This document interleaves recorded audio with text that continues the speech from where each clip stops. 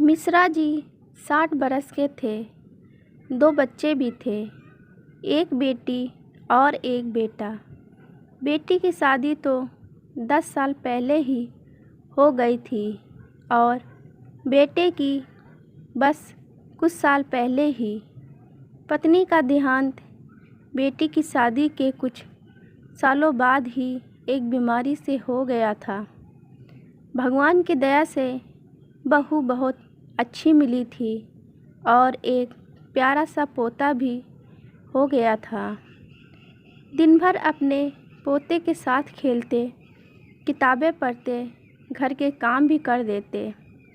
खाने पीने के मामले में भी कोई नखरे नहीं करते।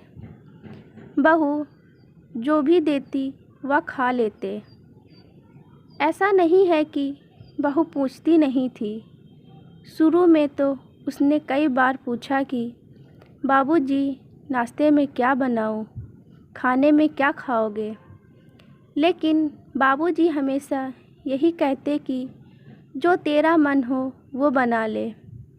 उम्र के इस पड़ाव पर जब बाकी बुजुर्ग थोड़े चिड़चिड़े से हो जाते हैं और बात बात पर आनाकानी या नखरे दिखाते हैं, तो वहीं मिश्रा जी सबसे अलग थे। उनके ना ही कोई नखरे थे और ना ही कोई आनाकानी।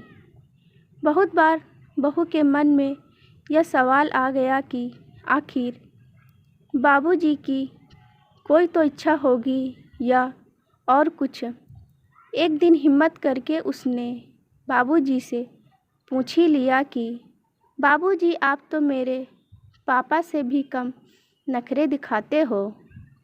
वो तो मेरे पापा हैं, फिर भी अपनी पसंद नापसंद बता देते हैं और हर दूसरे दिन अपनी एक चीज़ तो कभी वो चीज़ बनाने की फरमाइश कर देते हैं।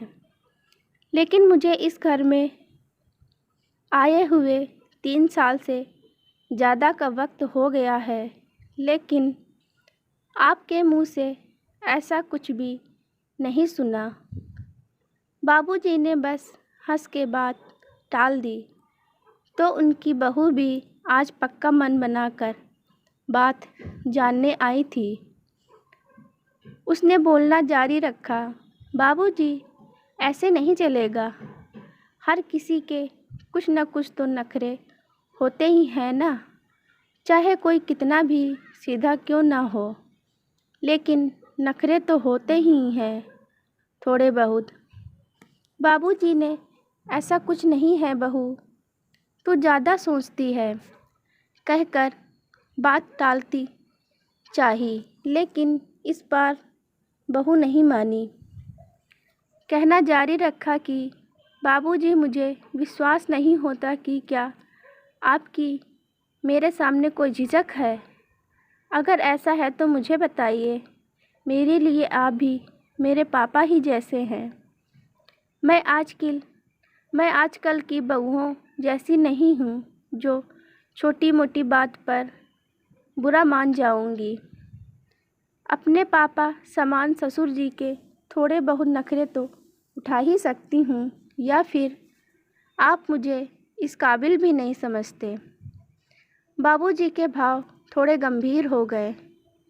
वे समझ गए कि उनके कोई न नखरे दिखाने की बात अब बहू अपने ऊपर ले जा रही है और खुद को दोषी मानने लगी है।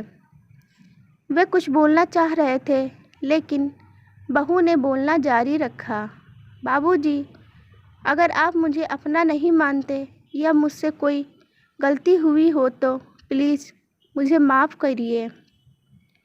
लेकिन मुझे बताइए, ऐसे मुझसे किसी भी चीज़ का न मांगना या कोई भी नखरे न दिखाना सच में मुझे बहुत अखरता है।